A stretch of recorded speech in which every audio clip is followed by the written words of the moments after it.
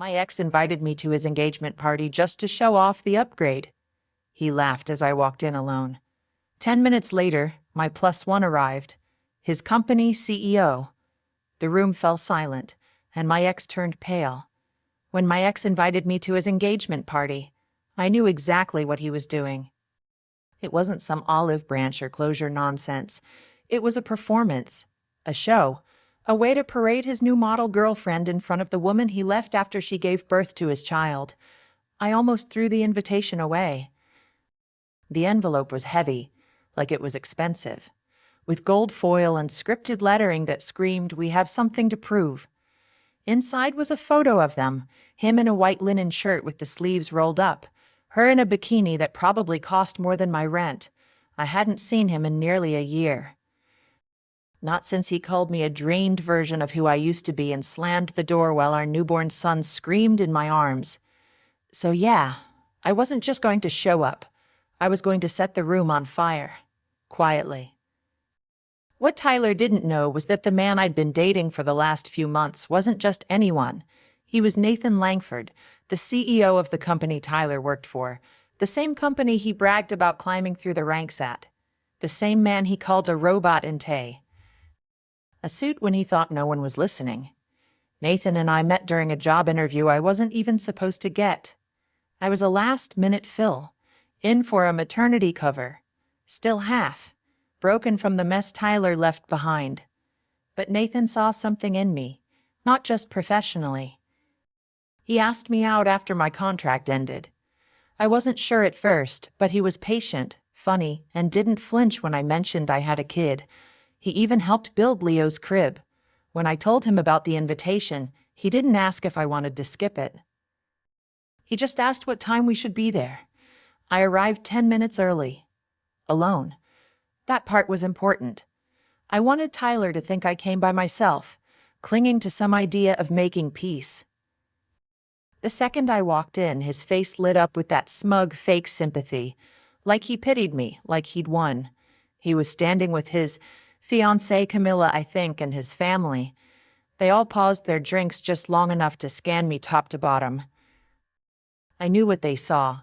A single mom in a tight dress, alone, unbothered. He leaned in and said something that made his sister laugh. Then the front doors opened. Nathan walked in, calm, deliberate, and very much the center of gravity in the room. Heads turned.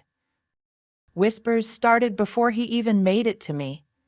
He walked past the crowd without glancing at anyone and kissed me like we were already married. Tyler's mouth opened, but nothing came out. His fiancée stared at Nathan like she couldn't process who he was.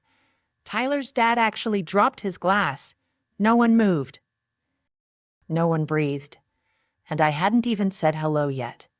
Nathan didn't linger on introductions. He just turned to me and asked if I wanted a drink, like we were out on a casual date. I nodded, and he walked off toward the bar like he owned the place. Which in a way he kind of did. That was the beauty of it. He didn't have to say a word. His presence alone said everything. Tyler followed us with his eyes the entire time. I could feel it like heat on the back of my neck. His little performance was over before it started. I made my way through the room past the gawkers and whisperers. I stopped to chat with a few people I remembered from the good years, coworkers, old mutual friends, people who used to look through me when I was pushing a stroller and juggling diapers in grocery aisles. Now they were all smiles and compliments. Amazing what a dress, confidence, and a powerful man can do for your social worth. Tyler finally approached. He didn't greet me or even ask how I was. Just stood there beside me like we were in a movie that hadn't been scripted properly. He came, he said. I shrugged. Got the invite. Figured it'd be fun. Is that really who you're with now? He didn't even try to hide the bitterness in his voice. I kept it light. Yeah, been a few months. He's great with Leo. That last part hit him. I saw it. His jaw tightened like he wanted to correct me, to say something about his son. But he didn't, probably because Nathan was walking back toward us with 2 glasses of champagne.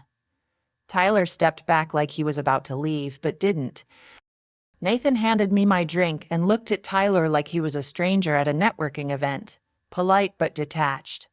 "I don't think we've met." "Nathan Langford." Tyler forced a smile, shook his hand, introduced himself like he didn't know damn well who he was. Amila, watching from a few feet away, looked uncomfortable. I couldn't blame her. It didn't take long for the mood of the party to shift. Conversation started again, but there was a static in the air. People kept looking at us, at me, Nathan, Tyler. The room felt like it was being held together by Scotch tape. Later that night, while Nathan was talking with one of the investors he knew, Tyler caught me alone near the outdoor patio. He asked if we could talk privately. I said sure because I wanted to hear whatever nonsense he was about to feed me. He said I looked good, that he was surprised but in a good way. Then he said Camila wasn't serious, that they just kind of happened fast, and it's been more of a social climb than anything else. I nodded, pretending to care. He leaned in and asked if I was really happy with Nathan. Before I could answer, he asked the real question. What does he actually do all day? Like, does he talk about work with you? That was when it clicked. He didn't want me back. He wanted access. This wasn't about regret or missing me. It was about trying to dig his way up the corporate ladder using whatever leftovers he thought he still had control over. So I smiled and said maybe we could catch up sometime, grab a drink, talk, just to give him hope, just enough rope, because I already knew what I was going to do. The next day, I told Nathan everything, not just the part about Tyler being shady at the party. I told him everything, the fights, the bruises I used to hide under makeup, the night I left with Leo and no plan, and how Tyler had just tried to use me to fish for information, like I was some pawn he could dust off and play when it suited him. Nathan didn't say much at first, just listened, hand resting on my knee like a quiet promise. Then he asked me calmly if I was comfortable playing along a little longer. I said yes before he even finished the question. It started small. Tyler started texting, first pretending to be casual, jokes about old memories, how wild it was to see me again, how maybe we weren't as broken as we thought. I responded like I was nostalgic too. I let him think I was softening. Then he asked to meet for coffee, said he just wanted to talk like we used to. I agreed. We met at this little cafe near his office.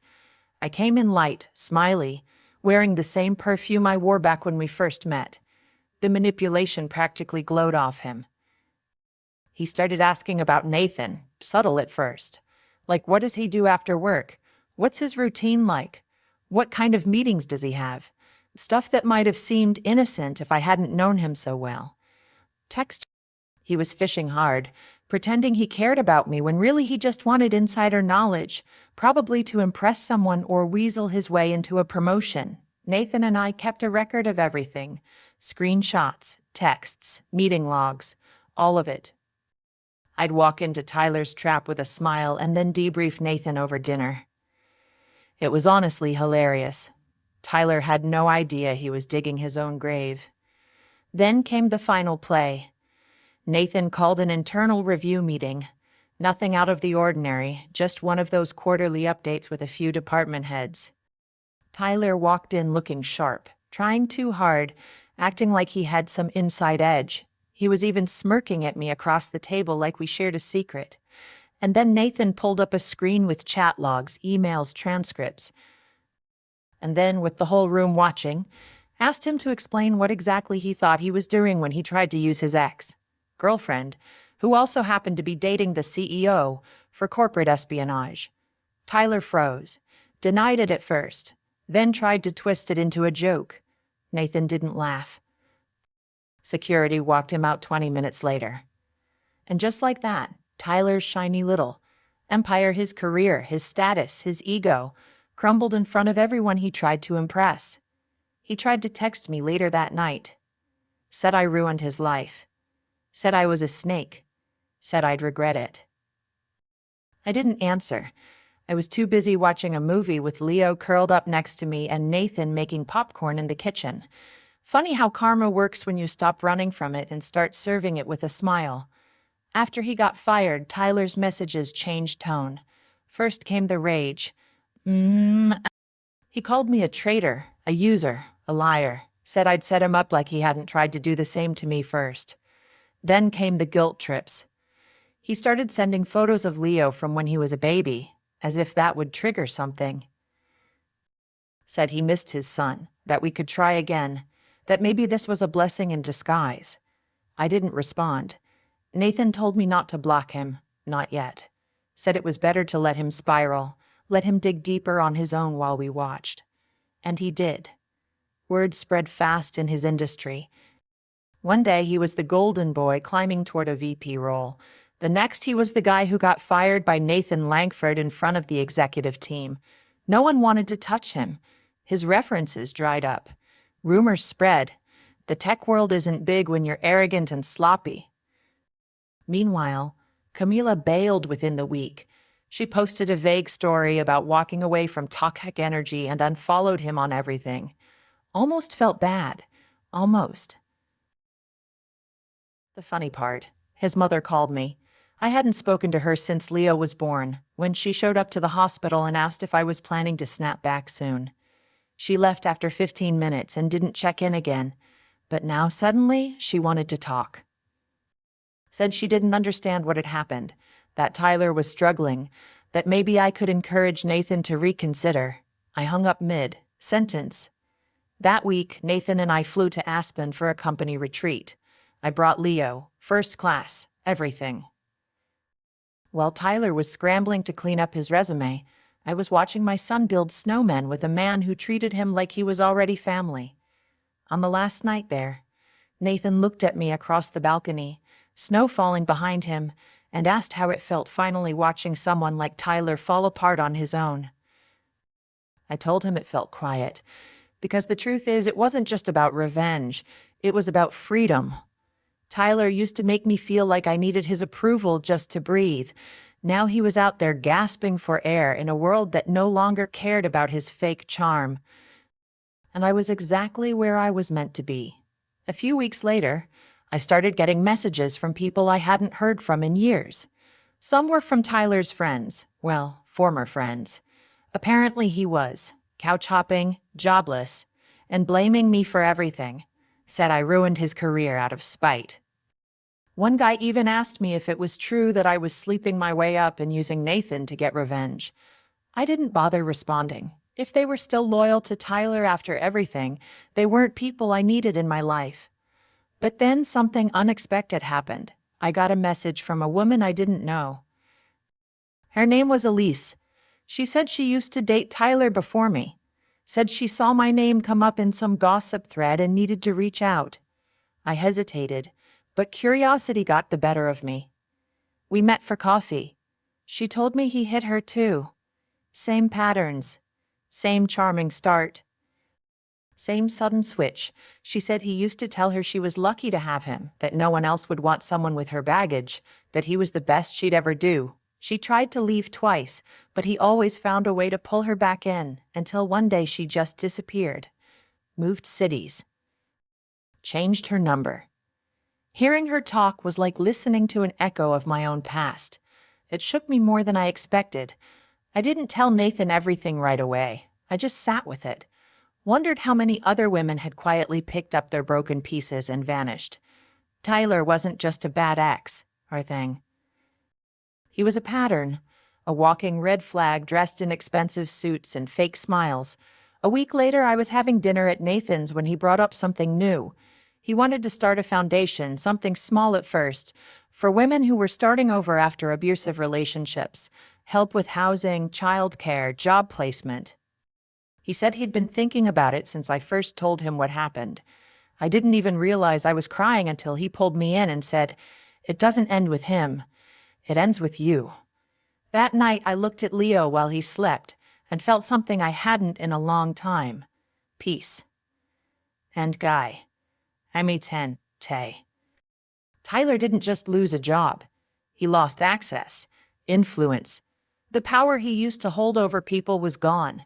And now the truth was circling back from people he probably forgot he even hurt, and I was finally starting to see that the best revenge wasn't in what I'd done to him. No, it was in what I'd built without him. The last time I saw Tyler, he was standing outside Leo's daycare. I didn't even recognize him at first. He looked worn down, baggy hoodie, unshaven, eyes hollow like he hadn't slept in days. He wasn't the polished, arrogant man I remembered, the one who used to spend more time fixing his hair than holding our son. He just looked small. He was leaning against the fence when I pulled into the lot. I didn't get out of the car right away. I just sat there watching him, heart pounding, wondering if I should call someone. But I didn't. I got out and walked up slowly, phone in my hand, keys between my fingers just in case. He didn't say anything until I was almost at the gate. I just wanted to see him. I didn't answer. He looked at the ground, then back at me, and said it again.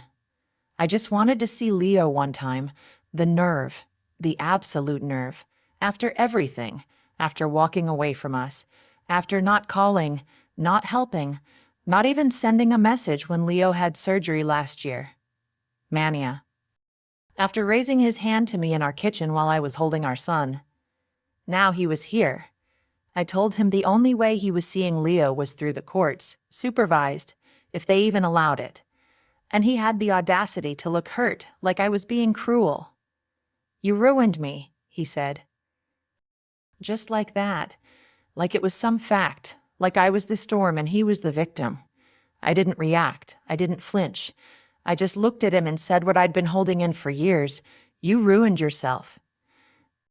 He tried to come back with something, probably some manipulative garbage, but I turned around and walked inside without waiting to hear it.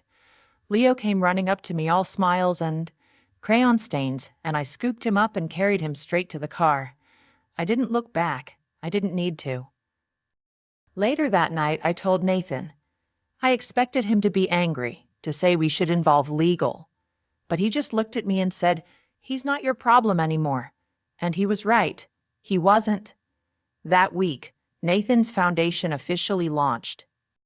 The press release included the mission statement, a few anonymous testimonials, and a short video featuring women who had come forward privately about partners like Tyler.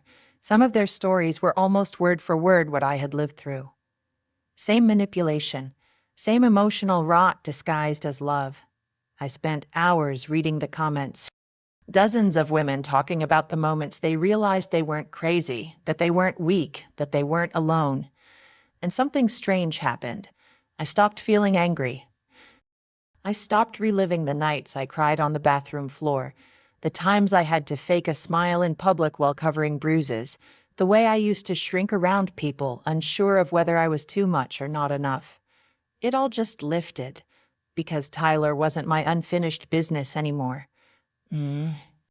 He was just someone I used to know, someone who thought the world owed him loyalty no matter how badly he treated people, someone who believed women were disposable and consequences were optional, but he was wrong. And now the only man Leo knows is the one who makes pancakes on Sundays and teaches him how to tie his shoes. The one who treats me like I'm more than just what I've survived, the one who showed me that real love isn't loud or flashy. It's consistent, it's steady, safe. So no, I didn't ruin Tyler's life.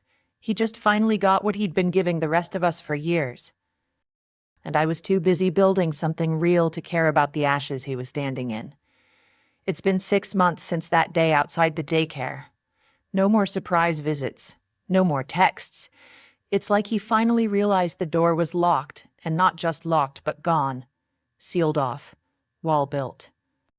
Kay thrown into the ocean. Leo's thriving. He started preschool last month and came home after his first day and told Nathan he wanted to be a business boss like him. Nathan laughed and told him he'd be the CEO of whatever he wanted, probably Legos. As for me, I've started speaking at events for the foundation. Just small ones for now, community centers, private panels. But it's become something I didn't expect, healing. standing in front of women who look like I did not long ago, scared and unsure, and telling them that survival is not where the story ends. It's where it begins. Sometimes I get asked if I've forgiven Tyler. The answer is no. But I've forgotten him. Not the lessons, not the warning signs, but him. He's a shadow I no longer look for, a ghost that finally gave up haunting me because I stopped giving it air. And the life I have now, it's not a comeback, it's a beginning.